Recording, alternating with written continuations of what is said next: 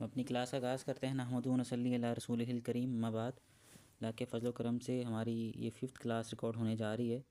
और इससे पहले हम ने नमाज का तरीका मुकम्मल पढ़ लिया हुआ है। और जैसे मैंने आपको अर्ज़ किया कि ये PDF ओपन कर लीजिए जो आपको भेजा गया है, ताकि हम इसको पढ़ सकें। कि जिनका माइक म्यूट नहीं है उनको माइक म्यूट कर दें। तो हमने पोस्ट नंबर 37 से पढ़ना है। ये जो आपको रिवाइज PDF भेजा गया है, इसके अंदर नंबरिंग भी है, तो इसको ओपन कर लीजिए और इसी को डाउनलोड रखिए। यही PDF इस वीक का भी है और यही तहारत का जो PDF है अगले वीक का भी है। तो इसको ओपन रखिए। और हमने अगर जो लोग गूगल मीट पे ज्वाइन करना चाहें वो कर सकते हैं, उसमें साथ स्क्रीन भी शेयर हो रही है। तो इसको ओपन कर लीजिए। अब देखिए पोस्ट नंबर 37 में ज़िक्र मौजूद है कि क्या औरत अपने लिए स्कार्फ पर मसा कर सकती है या हिजाब पर मसा कर सकती है। पहले देखिए कि इस वाले से हमें ये बात मालूम होनी चाहिए कि जैसे हमने पीछे हदीस में पढ़ा कि अल्लाह के रसूल सल्लल्लाहु अलैहि वसल्लम मसा करते थे पगड़ी के ऊपर। तो बाज़ लोगों में सवाल ये कि जब पगड़ी जो सर को ढांपने के लिए इस्तेमाल होती है उस पे मसा हो सकता है, तो क्या ओढ़नी है उसके ऊपर भी मसा हो सकता है कि नहीं, अगर किसी ने हिजाब किया हुआ है या ऐसा स्कार्फ पहना हुआ है जिससे उसके कान और थोड़ी ये सब कवर हैं। तो इस वाले से हमें एक हदीस मिलती है मुसन्नफ़ इब्न अबी शैबा के अंदर कि हसन बसरी के वालदा कहती हैं, रिवायत करती हैं कि उम्मे सलमा रज़ियल्लाहु अन्हा अपनी ओढ़नी पर मसा किया करती थी। तो हमें ये बात मालूम हुई कि ये मसा जो करना है जो है बिल्कुल जायज़ है, यानी इसमें कोई हर्ज वाली बात नहीं है, इसका जवाज़ मौजूद है। तो जो लोग भी मसा करना चाहें इसके ऊपर मसा कर सकते हैं। आगे देखिए वज़ू पर यानी वज़ू करना, यानी हमें बात मालूम हुई थी, हमने इसको पढ़ लिया था पिछली क्लास के अंदर भी 38 को, कि अगर कोई शख्स हर नमाज के लिए अलग से वज़ू करना चाहे तब भी ये जायज़ है। और अगर कोई शख्स एक ही नमाज से कई नमाज़ें पढ़ना, एक ही वज़ू से कई नमाज़ें पढ़ना चाहे, ये तब भी जायज़ है। इसी तरह हमें बात आगे पोस्ट नंबर 39 के ऊपर आए तो हमने ये बात भी पढ़ी थी कि वज़ू करते हुए पानी का इसराफ़ नहीं करना चाहिए। अल्लाह ताला ने ये बात बयान फरमाई है सूरतुल अनाम के अंदर कि अल्लाह ताला इसराफ़ करने वाले को पसंद नहीं करता, यानी फ़जूल चीज़ को खर्च करने वालों को, यानी किसी चीज़ की ज़रूरत ना हो उसको फ़जूल खर्ची की जाए, तो अल्लाह ताला ऐसे लोगों को पसंद नहीं करता। इसी तरह नबी अलैहिस्सलाम के वाले से आता है कि वो एक मद पानी से वज़ू कर लिया करते थे। आगे देखिए पोस्ट नंबर 40, यहाँ से हमने आज पढ़ना है। वो एक पोस्ट थी जो हमने ऐड की थी, एक सवाल था तो हमने सोचा कि उसको भी ऐड कर दिया जाए, इसलिए हमने इसको स्पेसिफिक 37 पे पढ़ा। तो ये पोस्ट नंबर 40 से हमने पढ़ना है वज़ू के बाद नाजायज़ काम। अच्छा, हो आपको ये बात मालूम होनी चाहिए कि जब भी कोई शख्स यानी वज़ू करके निकलता है मस्जिद की तरफ तो वो हालत नमाज में होता है। यानी जो शख्स वज़ू करके मस्जिद की तरफ निकल रहा है ऐसा शख्स हालत नमाज में होता है। देखिए नबी अलैहिस्सलाम ने फरमाया जब कोई शख्स वज़ू करे तो अच्छी तरह वज़ू करे, फिर जब वो मस्जिद की तरफ जाए तो हाथों की उंगलियां एक दूसरे में न डाले क्योंकि वो नमाज में होता है। इसी तरह जो शख्स भी वज़ू करके यानी जब नमाज की तरफ कदम बढ़ाना शुरू कर देता है या जाए नमाज की तरफ घर में भी, तो वो हालत नमाज में होता है। इसी तरह नबी अलैहिस्सलाम ने फरमाया कोई शख्स अगर यानी नमाज पढ़ने के बाद अपनी जगह पर बैठ के अल्लाह का जिक्र करता रहे तो वो भी नमाज में होता है। क्यों? नमाज इट्सल्फ ज़िक्र है। जैसे अल्लाह ताला फरमाता है सूरत तहा के अंदर कि वाकई में सलातिल ज़िक्री, कि मेरी याद के लिए नमाज कायम करो, तो नमाज इट्सल्फ ज़िक्र है और इसको फ़र्ज़ ज़िक्र कहा जाता है। तो हमने क्या सीखा इस हदीस से कि कोई शख्स अगर वज़ू करके मस्जिद की तरफ चलता है या जा नमाज की तरफ जाता है तो वो हालत नमाज में होता है। और इस तरह जब वो नमाज़ पढ़ा तब तो वैसे ही हालत में नमाज में है ही। इस तरह तीसरी मुकाम जब एक इंसान नमाज़ पढ़ के उसी जगह पर बैठा रहे, यानी जहाँ पे उसने नमाज़ पढ़ी और अल्लाह का जिक्र करता रहे, तो फरमाया कि वो भी हालत नमाज में होता है। आगे देखिए आयत नंबर 41 में कि नबी अलैहिस्सलाम ने फरमाया कि जिस शख्स ने मेरे इस तरीके पर वज़ू किया और फिर 2 रकत पढ़ी और इस तरह के इसमें अपने नफ्स से बात ना की, अपने जी में कोई बात ना की, यानी बिल्कुल खुशू खुजू से उसने ये 2 रकतें पढ़ी, तो फरमाया कि इसके साबिक़ा गुनाह माफ़ कर दिए जाते हैं। तो वज़ू के साथ ये 2 रकत पढ़ी जा सकती है। इसी तरह आपको ये बात मालूम होनी चाहिए कि बिलाल बिन रबा, इनको बिलाल हबशी भी कहा जाता है, नबी अलैहिस्सलाम ने इनके ये बात बयान की, पूछा सवाल कि मैंने तुम्हारी जो कदमों की आहट है वो जन्नत के अंदर सुनी है, तुम कोई ऐसा अमल बताओ जिस अमल के मुतालिक तुम्हें ये उम्मीद हो कि अल्लाह ताला ने तुम्हें ये मुकाम दिया है। तो बिलाल रज़ी अल्लाह ने कहा कि मुझे किसी अमल से ये उम्मीद नहीं अपने सिवाय इस एक अमल से कि जब भी मैं वज़ू करता हूँ, यानी जब भी मैं पाकीज़गी इख्तियार करता हूँ, 2 रकत नफल नमाज़ पढ़ता हूँ। तो अल्लाह के रसूल से ने इस बात की यानी तस्दीक की कि जो जन्नत में एक जाने का सबब ये भी है कि जो शख्स जब भी वज़ू करे, जब भी पाकीज़गी इख्तियार करे, वो शख्स लाजमन 2 रकत यानी नफल पढ़े और यही बिलाल रज़ी अल्लाह अन्हु का अमल था जो उनको यानी जन्नत में ले जाने का बाइस बना। तो जब यानी ज़ाहिर है कि एक शख्स ने पाकीज़गी इख्तियार की और वो अल्लाह की इबादत करे, इससे बड़ी और नेक अमल क्या होगा। तो आगे देखिए, ये पोस्ट नंबर 41 थी 42, यानी अब सबसे इंपॉर्टेंट चीज़ वज़ू के अतबार से कि नवाक़िज़ वज़ू, यानी वो चीज़ें जिनसे वज़ू टूट जाता है। अब देखिए, बाज़ लोग माशरे में बहुत सी ऐसी बातें मौजूद हैं कि जो लोग कहते हैं इस चीज़ों से वज़ू टूट जाता है, इस चीज़ से वज़ू टूट जाता है, बहुत से सवालात करते हैं। सिर्फ इन चीज़ों पर फोकस कर लीजिए, इसके अलावा किसी चीज़ से वज़ू नहीं टूटता, ठीक है। तो इन चीज़ों पे जो हमें पढ़ाया जा रहा है उस पर फोकस कीजिए, इसके अलावा किसी चीज़ से वज़ू नहीं टूटता। यानी किसी का कोई शख्स का सवाल नहीं होना चाहिए कि क्या इससे वज़ू टूटता कि नहीं टूटता। अगर वो इन 9 में चीज़ों में से है तो वज़ू टूटता है, वरना वज़ू नहीं टूटता। पहली चीज़ यानी पेशाब और पखाना से यानी बैतुल खला जाने से वज़ू टूट जाता है। इसी तरह हवा खारिज होने से भी वज़ू टूट जाता है। ये 2 वजू यानी नवाक़िज़ वज़ू कहा जाता है वो चीज़ें जिनसे यानी वज़ू टूट जाता है। तीसरी चीज़ यानी मज़ी निकलने से और इससे पहले इस्तिंजा भी करना चाहिए, यानी शहवत से जो कतरे निकल जाएं उस चीज़ से भी वज़ू टूट जाता है। मर्द औरत दोनों के साथ ये मामला पेश आ सकता है कि शहवत की वजह से निकलने वाले कतरे इनकी निकलने की वजह से भी यानी वज़ू टूट जाता है। चौथी चीज़ इस्तिहाज़ा, ये हैज़ से अलग चीज़ है, यानी एक बीमारी का नाम है जिसमें ख़वातीन को अलग से खून आता है हैज़ के अलावा। तो इसको इस बीमारी को इस्तिहाज़ा कहा जाता है। इस चीज़ से भी या इसकी एक एडवांस फॉर्म लैकोरिया, तो ये इन दोनों चीज़ों को इसी में काउंट किया जाना चाहिए इस्तिहाज़ा को। तो इससे भी वज़ू टूट जाता है। पांचवी चीज़ शर्मगाह को बग़ैर कपड़े के हाथ लगाना, इस अमल से भी वज़ू टूट जाता है। छठी चीज़ गहरी नींद से, यानी कोई शख्स सो जाए। अब बाज़ लोग सवाल करते हैं कि हम यानी सवाल किया जाता है कि क्या हम रात को जब वज़ू करके सोए हैं तो क्या हम उसी वज़ू से तहज्जुद पढ़ सकते हैं। आपको ये बात मालूम होनी चाहिए कि नींद नवाक़िज़ वज़ू में से है, यानी नींद उन चीज़ों में से है जिससे वज़ू टूट जाता है। अच्छा, आपको ये बात मालूम होनी चाहिए कि अगर कोई शख्स बग़ैर टेक लगाए यानी बैठा है, उसने टेक नहीं लगाई और वो उसकी आँख लगी है, उसको ऊँघ आ गई, तो उससे वज़ू नहीं टूटता। अगर कोई शख्स टेक लगा के सोया या बेड पे लेटा है यानी कमर के बल लेट गया है तो उस शख्स का वज़ू टूट जाता है। बग़ैर टेक लगाए जिसको ऊँघ आए तो उस शख्स का वज़ू नहीं टूटता। इसकी हदीस दलील यह है कि अल्लाह के रसूल सल्लल्लाहु अलैहि वसल्लम के असहाब बयान करते हैं कि अल्लाह के रसूल के जो असहाब हैं वो पहली सब में बैठे यानी ऊँघते रहते थे, नींद आती रहती थी उनको, और वो शख्स उसी तरह यानी नींद से जब उठते यानी जब नमाज़ का वक्त होता था वो उसी तरह नमाज़ अदा कर लेते थे, वज़ू नहीं करते थे। इससे इस हदीस से मुहद्दिसीन ने, फ़ुक़हा ने, आइमा ने ये यानी इस्तिदलाल किया, ये नतीजा निकाला, रिज़ल्ट निकाला कि अगर ये चीज़ यानी नवाक़िज़ वज़ू होती तो फिर वाक़तन अल्लाह के रसूल के साहब दोबारा वज़ू करके नमाज़ पढ़ते, क्योंकि नमाज के लिए वज़ू ज़रूरी है। तो अगर उन्होंने इससे पहले वज़ू नहीं किया तो गोया कि वो असहाब रसूल के यहाँ ये बात एग्रीड अपॉन थी कि अगर टेक लगाए बगैर यानी कोई शख्स ऊँघ ले तो उसका वज़ू नहीं टूटता। जैसे मिसाल के तौर पर कोई शख्स मस्जिद में पहली सफ़ में बैठा, पीछे कोई टेक नहीं होती, तो उस अगर उसको नींद आ गई तो फिर वो नहीं वज़ू टूटता, वरना वज़ू टूट जाता है। सातवीं चीज़ यानी कोई शख्स पागल हो जाए या उसको ऐसे कोई मिर्गी का दौरा पड़ जाए बेहोश होने से, क्योंकि बेहोशी नींद से ज़्यादा बेहिस कर देती है इंसान को। तो उस वक्त भी उस इंसान को मालूम नहीं है या उसको इल्म नहीं है कि यानी मेरा वज़ू था कि नहीं, तो उस चीज़ से भी इंसान का जो वज़ू है वो टूट जाता है। आठवीं चीज़ मुर्तद यानी दीन इस्लाम से खारिज हो जाना, यानी एक इंसान मुसलमान था, अगर वो कुफ़र का इर्तिकाब कर बैठता है या शिरक का इर्तिकाब कर बैठता है, इस अमल को इस यानी इस शख्स को मुर्तद कहा जाता है, यानी इससे इसने इर्तिदाद कर दिया यानी मुर्तद हो गया। तो इस शख्स के भी यानी सारे माल ज़ाया हो जाते हैं, बर्बाद हो जाते हैं, और इस शख्स का भी वज़ू टूट जाता है।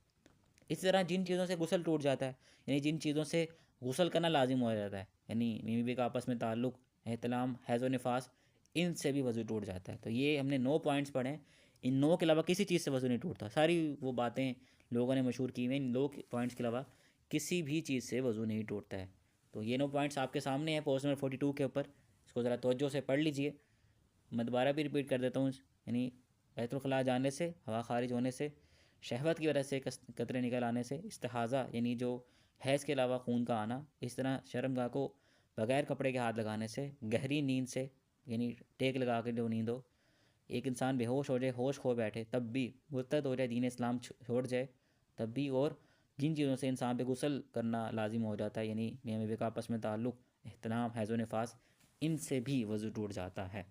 आगे देखिए पोस्ट नंबर 43 के ऊपर मूव कीजिए कि ऊँट का गोश्त खाने से पहले यानी अल्लाह के रसूल ने वज़ू करने का हुक्म दिया है, लिहाजा वज़ू करना ज़रूरी है। यानी ऊँट का गोश्त खाने से पहले वज़ू करने की तरगीब दी है कि इससे पहले वज़ू करो। तो कोई शख्स अगर ऊँट का गोश्त खाए तो उसको चाहिए कि यानी नमाज़ पढ़ने से पहले वज़ू करे।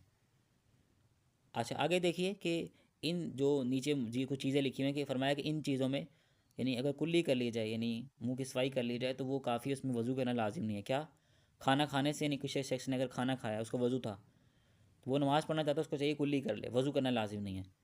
इस तरह दूध और चिकनाई वाली चीज़ें पी हैं उसने, तो उससे भी पहले उससे चाहिए कि कुल्ली कर ले, वज़ू करना लाजिम नहीं है। लेकिन ऊँट का गोश्त खाने से वज़ू करना लाजिम है। ये नवाक़िज़ वज़ू में से नहीं है, बल्कि अल्लाह के रसूल ने बस हुक्म दिया है कि अगर ऊँट का गोश्त खाओ तो वज़ू करो। तो यानी ये इसलिए हुक्म, ये हम हुक्म पर अमल किया जाता है कि जब भी कोई शख्स ऊँट का गोश्त खाए तो वो वज़ू करे। आगे देखिए कि फरमाया पोस्ट में 44 के अंदर कि मंदरजा से सूरत में वज़ू कर लिया जाए तो बेहतर है, लाजिम नहीं है। यानी तरगीब दी गई है, लाजिम नहीं है। पहली चीज़ क्या है कि ऊँट के अलावा किसी का गोश्त खाने से, यानी ऊँट का गोश्त खाने से पहले तो आपने वज़ू करना, बाद वज़ू करना ही है। उसके बाद कै आने से, यानी उल्टी आने से उस शख्स को भी चाहिए कि वज़ू कर ले, बेहतर है अगर ना करे तो वज़ू नहीं टूटता।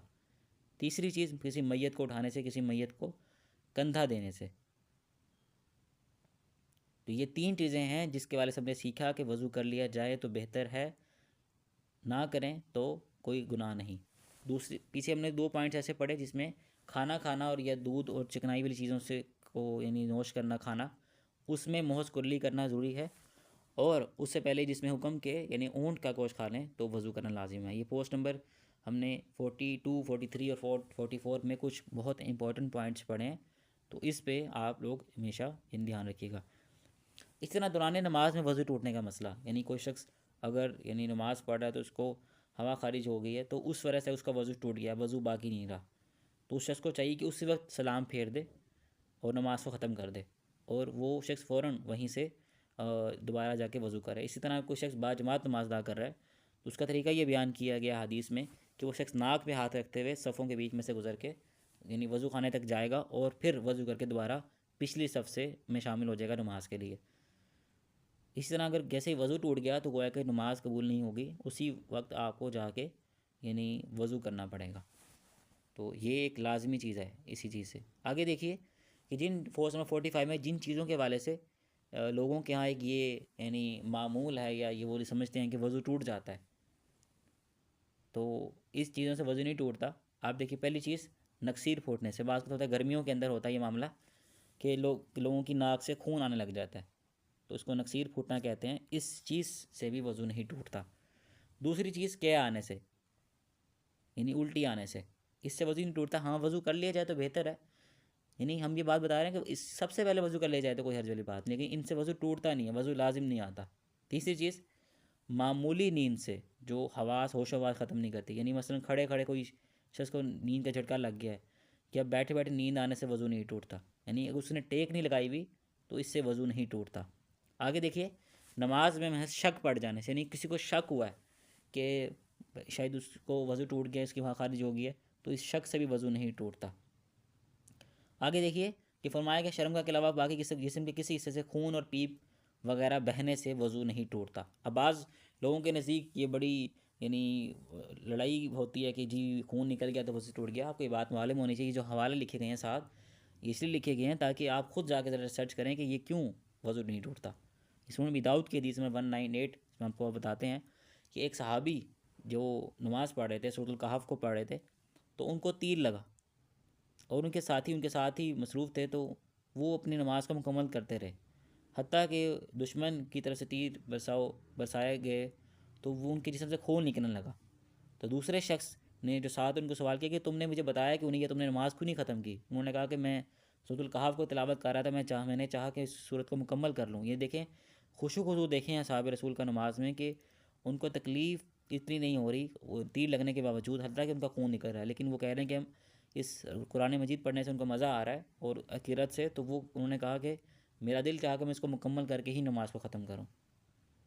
तो इस हदीस से उलमा ने ये सदलाल निकाला है कि अगर खून निकलना नवाक़िज़ वज़ू में से होता तो यानी तो असहाब रसूल या वो सहाबी फ़ौरन नमाज़ तोड़ के वज़ू की तरफ जाते। अगर उन्होंने खून निकलने के बावजूद नमाज़ को कायम रखा तो इस बात की दलील है कि खून निकलने से या यानी पीप निकलने से, खून पीप भी वाइट ब्लड सेल्स होते हैं, खून की किस्म होते हैं, तो उसके निकलने से भी वज़ू नहीं टूटता है। अगर वज़ू टूटता होता तो वो सहाबी लाजमन वो नमाज को ख़त्म करके वज़ू के लिए जाते, क्योंकि अगर दौरान नमाज वज़ू टूट जाए तो हुक्म यही है कि दोबारा वज़ू के लिए जाया जाए नमाज़ ख़त्म करके और दोबारा नमाज को आके मुकम्मल पढ़ा जाए। ये आगे देखिए पोस्ट नंबर 46 में यहाँ से गुस्ल का तरीका स्टार्ट हो रहा है और ये इंपॉर्टेंट पॉइंट्स हैं गुस्ल के एतबार से। वज़ू के एतबार से जो इंपॉर्टेंट बातें थी, जो पॉइंट्स थे, हमने अभी पढ़ ली हैं। तो आगे जो है हम इंशाल्लाह यानी गुस्ल के एतबार से यहाँ से स्टार्ट हो रहा है। तो पोस्ट नंबर 1 से लेकर उसमें तहारत के मसाइल में जो पानी के अहकाम व मसाइल थे, बैतुल खला जाने के आदाब व मसाइल थे, इसी तरह वज़ू के एतबार से मसाइल थे डिटेल्ड जो भी हमने पढ़े हैं। तो अब गुस्ल का जो तरीका है उसके जो मसाइल हैं हैज़ व निफास के, वो भी शुरू होंगे और इसको हम पढ़ते हैं। देखिए गुस्ल जनाबत का मसनून तरीका पोस्ट नंबर 46 के ऊपर लिखा हुआ है कि हमने इसमें ये बात लिखी है कि हर अमल की तरह गुस्ल भी वही सही होगा जो मसनून होगा, वरना नहीं। यानी गुस्ल भी तब कबूल होगा, यह हालत हम तब पाक होंगे जब तक वो गुस्ल उस तरीके के मुताबिक ना हो, जब तक जो अल्लाह के रसूल सल्लल्लाहु अलैहि वसल्लम का ना हो। तो हमें बात मालूम है कि अगर वो गुस्ल का जो तरीका है वो उस तरीके के मुताबिक नहीं है जो अल्लाह के रसूल सल्लल्लाहु अलैहि वसल्लम अमल करते थे, तो वो गुस्ल हमारा कबूल नहीं होगा, अल्लाह ताला के यहाँ हम पाक नहीं होंगे। क्या फरमाता है अल्लाह ताला? सूरत मोहम्मद है, हमने इसको क्लास में भी 2 मरतबा इस आयत को पढ़ा। सूरत नंबर 47 आयत नंबर 33 में अल्लाह ताला फरमाता है कि या अय्युहल्लज़ीना, ए लोगो जो आमनू जो ईमान लायो, अतीउल्लाह व अती रसूल, अतात करो अल्लाह की व रसूल और रसूल की, वला तुब्तिलु अमालकुम, और अपने अमाल बातिल मत करो, अपने अमाल बर्बाद मत करो, अपने अमाल ज़ाया मत करो। तो हमें बात मालूम है कि जो शख्स अमल करे उस अमल में अल्लाह के रसूल की इताअत ना करे, अल्लाह के रसूल के तरीके को फॉलो ना करे, तो उसका अमल अल्लाह की यहाँ की बारगाह में यानी कबूल नहीं होता। आगे देखिए पोस्ट नंबर 47 में कि गुस्ल का जो तरीका है मसनून वो क्या है। पहले देखिए कि पहले आपने सबसे पहले इस तरह हमने वज़ू के अंदर भी हाथ धोने होते हैं। पहले जिन यानी हाथों से ही हम सफाई कर रहे होते हैं जिस्म की, तो उन हाथों का बात होना पहले सबसे पहले ज़रूरी है। तो इसलिए पहले उन हाथों को धोया जाए यानी जिनसे आपने सफाई करनी है। उसके बाद फरमाया गया कि इस्तंजा करें, यानी जिसम पे कोई गंदगी है तो वो साफ़ करें। अच्छा, ये गुस्ल का जो तरीका बताया जा रहा है गुस्ल जनाबत का बताया जा रहा है, यानी ऐसा गुस्ल का तरीका जिस जब इंसान को गुस्ल करना लाजिम हो जाए, यानी एक इंसान जब जनबी हो जाए, जब उसके ऊपर जनाबत तारी हो जाए, यानी मियाँ बीवी का आपस में ताल्लुक़, इख्तिलाम, हैज़ो निफास, तो ये गुस्ल जनाबत का तरीका बताया जा रहा है। और किसी शख्स को सिर्फ सर्दी के अलावा गर्मी के अंदर मौसम के अंदर सिर्फ वज़ू करना है, गर्मी को दूर करने के लिए गुस्ल करना है, तो वो तब भी इसको फॉलो कर सकता है, लेकिन ये नापाकी दूर करने के लिए तरीका बताया जा रहा है। आगे देखिए, सबसे पहले दोनों हाथों को धोकर बाएं हाथ से यानी गंदगी वगैरह साफ़ करें और इस्तिंजा करें, यानी पहले बिल्कुल अपने आप को जिस्म से गंदगी यानी दूर कर लें। उसके बाद चूँकि आपने इस्तिंजा किया तो फिर उसके बाद दोबारा हाथ धोएं, यानी हाथ को पाक करें, और फरमाया कि फिर वज़ू करें, यानी गुस्ल के तरीके में आपने बिल्कुल वज़ू के तरीके को फॉलो करना है। लेकिन 2 चीज़ें नहीं करनी वज़ू के तरीके में से। क्या करनी? सर का मसा नहीं करना और पाँव नहीं धोने। क्यों नहीं धोने, इसके रीज़न में आगे पढ़ते हैं। मैं दोबारा गुस्ल का तरीका एक्सप्लेन करता हूँ। पहले अपने दोनों हाथ धो के इस्तिंजा कर लेना है और जिस्म से हर तरह की गंदगी साफ़ कर लेनी है। उसके बाद दोबारा हाथों को धोना है ताकि हाथ साफ़ हो जाएँ, और फिर वज़ू करना है, बिल्कुल मसनून वज़ू। उसमें से 2 स्टेप नहीं करने, या कहने के लास्ट 2 स्टेप नहीं करने, आखिरी 2 स्टेप। क्या उनसे? सर का मसा नहीं करना और पाँव नहीं धोने। क्यों नहीं धोने, आगे जाके पढ़ते हैं। उसके बाद जब आपने मसनून वज़ू कर लिया, उसमें सिर्फ ये लास्ट 2 स्टेप नहीं फॉलो करने। सर का मसा क्यों नहीं करना? क्योंकि हम मसा से बड़ी चीज़ कर रहे हैं। फरमाया कि अपनी उंगलियों को तर करके सर के बालों का खलाल करें, यानी अपनी उंगलियों को गीला करें और सर के बालों में घुसाएं। जैसे दाढ़ी का खलाल था, कि जैसे आप कहें कि जिसको हेयर कॉम्ब भी कहा जाता है, यानी हैंड कॉम्ब कहा जाता है, हाथ की से कंघी बना के उंगलियों जैसे कंघी होती है ना, तो हाथ से कंघी बना के पानी को जोड़ों तक पहुँचाएँ। और फरमाया कि फिर 3 चुल्लू पानी भर के डालें। 3 चुल्लू पानी भर के मतलब जैसे हम हाथ में चुल्लू बनाते हैं, यानी हाथ को ऐसे गोल करते हैं ताकि उसके अंदर पानी स्टोर हो जाए, तो ये 3 चुल्लू पानी आपने सर के अंदर डालना है। तो ये मसे से बड़ी चीज़ होगी, इसलिए हम सर का मसा नहीं करेंगे, बल्कि ये सर के को इस तरह से साफ़ करेंगे, धोएंगे गुस्ल के अंदर। आगे देखिए, जब हमने ये यानी 3 चुल्लू पानी इसके बाद इस तरह जिस्म पे डालना है, यानी पहले दाएं तरफ से फिर बाएं तरफ से फिर सारा बदन धो लेना है, और फिर गुस्ल वाली जगह से अलग होकर एक तरफ पाँव धो लेने हैं। ये गुस्ल का मसनून तरीका है जो मौजूद है सही बुखारी में, सही मुस्लिम में। मैं दोबारा रिपीट करता हूँ ताकि आपके लिए आसान हो जाए। सबसे पहले अपने दोनों हाथों को धोएं और फिर जिस्म में अगर कोई गंदगी मौजूद है तो उस गंदगी को साफ़ करें। उसके बाद आप बिल्कुल वज़ू करें, जो मसनून वज़ू का तरीका है उसमें सिर्फ 2 स्टेप फॉलो नहीं करने। कौन से 2 स्टेप? सर का मसा नहीं करना और पाँव नहीं धोने उस वक्त। उसके बाद क्या करना है कि सर के मसे की अल्टरनेट जो उससे बेहतर चीज़ बताई जा रही है कि पहले अपनी 2 उंगलियों को तर करके सर के बालों का खलाल करें। यानी पहले यानी सर के बालों को ज़रा खोलें और फिर 3 चुल्लू पानी लेके उनमें डालें, यानी अच्छी तरह, ताकि बाल आपके सर तड़ हो जाए, इस तरह यानी गीला हो जाए। उसके बाद यानी हमें चाहिए कि फिर 3 मरतबा जिस्म पे इस तरह पानी बहाएं कि कोई जिस्म का हिस्सा खुश्क ना रहे। इस तरह पानी को बहाया जाए जिस्म के ऊपर कि जिस्म का कोई हिस्सा खुश ना रहे। और आप देखिए कि वज़ू में हमने पाँव नहीं धोए थे। क्यों नहीं धोए थे? क्योंकि जब आप जिस्म में सारी गंदगी बहा रहे हैं तो पाँव तो दोबारा गंदे हो जाएंगे, फिर आपको पाँव को दोबारा धोना पड़ेगा। तो फरमाया जब सारा बदन धो लो, यानी 3 मरतबा पानी बहा लो जिस्म के ऊपर, तो फरमाया कि गुस्ल वाली जगह से अलग होकर एक तरफ पाँव धो लें। ये उस वक्त होता था कि उस वक्त मिट्टी होती थी, उस वक्त यानी गंदगी वहाँ जमा हो जाती थी, तो फरमाया वहीं से अलग हो जाओ। आज अगर जैसे ऐसी जगह आप खड़े हैं जहाँ पे टाइल्स लगी हैं और जहाँ पे गंदगी नहीं है, तो आप वहीं खड़े होकर भी धो सकते हैं। अगर आपको लगता है नहीं, शक पड़ रहा है कि वो जगह पाक नहीं है, तो आप अलग से हो गए, क्योंकि पाँव पे जब आप धोएंगे तो छींटे पड़ेंगे उस जगह से टच होकर। इसलिए साइड पे हो गए, किसी पाक जगह पे, साफ़ जगह पे होकर, गुस्ल वाली जगह से अलग होके आप पाँव धो लें, तो ये आपका यानी गुस्ल मुकम्मल हो जाएगा। तो हमने सर का मसा नहीं किया था, बल्कि उसके बजाय यानी हमने उंगलियों को तर करके सर के बालों का खलाल किया था और फिर उसमें 3 यानी चुल्लू पानी भी डाला था। और पाँव नहीं धोए थे क्योंकि पाँव का हमने बिल्कुल लास्ट में धोया है। इसी तरह वज़ू के अंदर हमने जिस तरह कहा था कि यानी एक इंसान को नाक में अच्छी तरह पानी चढ़ाना चाहिए, इस तरह गुस्ल जनाबत के अंदर भी अच्छी तरह नाक में पानी चढ़ाना चाहिए। तो ये गुस्ल का मसनून तरीका था। इसी तरह देखिए गुस्ल के मसनून तरीके के बाद गुस्ल के जो मसाइल हैं वो भी बहुत ज़्यादा हैं, उसको फोकस करते हैं। 48 पे आइए अगर आप, पोस्ट नंबर।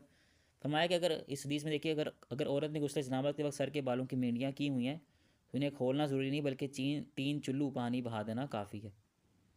और फरमाया गुस्ल हैज़ का भी यही हुक्म है, यानी अगर कोई शख्स कोई हैज़ से पाक होने के लिए गुस्ल कर रहा है या कर रही है, तो सॉरी कर रही है, तो वो औरत भी इसी तरह यानी पानी को बहा सकती है।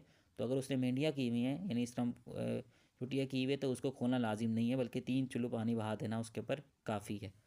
आगे देखिए कि गुस्ल हैज़ का भी ये हुक्म है। और आगे देखिए गुस्ल में साबुन का इस्तेमाल।